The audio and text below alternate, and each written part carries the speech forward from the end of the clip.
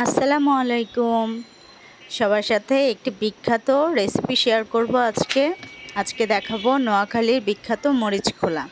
তো প্রথমেই হাঁড়ি দিয়ে দিলাম চুলাতে, আর আমি সরিষার তেল দিয়ে দিচ্ছি। আমাদের এই মরিচ খোলার জন্য তেলটা একটু বেশিই লাগবে।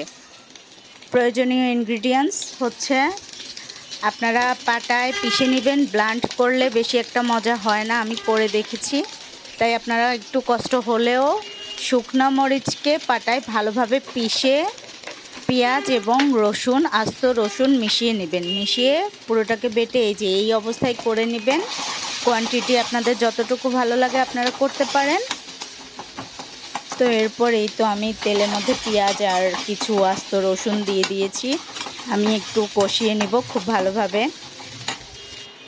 আমার পেঁয়াজটা এবং রসুনটা একটু কষানো ভাব হয়ে গেলেই আমি ওখানে বেটে রাখা মরিচ অ্যাড করে দিব।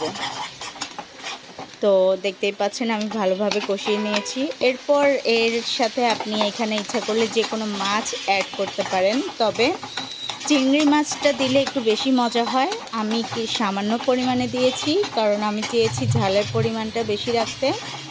আর আপনারা যদি চান যে না আমি মাছটাকে একটু বেশি দিতে চাই, ঝালটাকে একটু কম দিতে চাই, তাও করতে পারেন, আপনাদের ইচ্ছার উপর ডিপেন্ড করে। তবে এই জায়গায় দেশি ছোট ছোট চিংড়ি মাছগুলো দিলে সেটা আরও বেশি মজাদার হয়ে যায়। তো আমি দিয়ে ভালোভাবে একটু কষিয়ে নিব, যার জন্য আমার তেলের পরিমাণটা একটু বেশি লাগবে। আর আমার এই মরিচটাকে আমি পুরোটাকেই ভেজে ভেজে রেডি করতে খুব বেশি একটা টাইম লাগে না, কিন্তু তেলের পরিমাণটা একটু বেশি লাগে, কারণ না হলে নিচে লেগে যাওয়ার একটা ভয় থাকে। তো নিচে যেন না লেগে যায়, কারণ নিচে লেগে গেলে টেস্টটা একটু চেঞ্জ হয়ে যায়, পোড়া পোড়া একটা ভাব চলে আসে, ওইটা আর বেশি একটা মজা লাগে না। যার জন্য আপনারা চেষ্টা করবেন তেলটা একটু বেশি দিতে, এবং হিটটাকে আপনারা একটু মিডিয়াম লোতেই রাখবেন। আর একটু ভালোভাবে বারবার করে নেড়ে দিবেন এবং ঢাকনা দিয়ে একটু ভালো করে কষিয়ে নেবেন। তো আমার এই পর্যায়ে আমি একটু পানি দিয়ে দিয়েছিলাম, আমি ক্লিপটুকু নিতে পারিনি। খুব সামান্য পরিমাণে আপনারা পানি অ্যাড করবেন, অনেক বেশি অ্যাড করবেন না, তাতে জিনিসটা থকথকে হয়ে যাবে এবং খেতে খুব একটা মজা লাগবে না। আমি জাস্ট হালকা পরিমাণের একটু পানি দিয়েছিলাম, জাস্ট মরিচটাকে একটু হালকা সেদ্ধ করার জন্য। আপনাদের সবার কেমন লাগে, আপনারা কে কোথা থেকে দেখছেন অবশ্যই জানাবেন। আর যারা যারা রেসিপি ট্রাই করবেন প্লিজ আমাকে ইনবক্সে জানাবেন এবং কমেন্টস বক্সে অবশ্যই জানাবেন।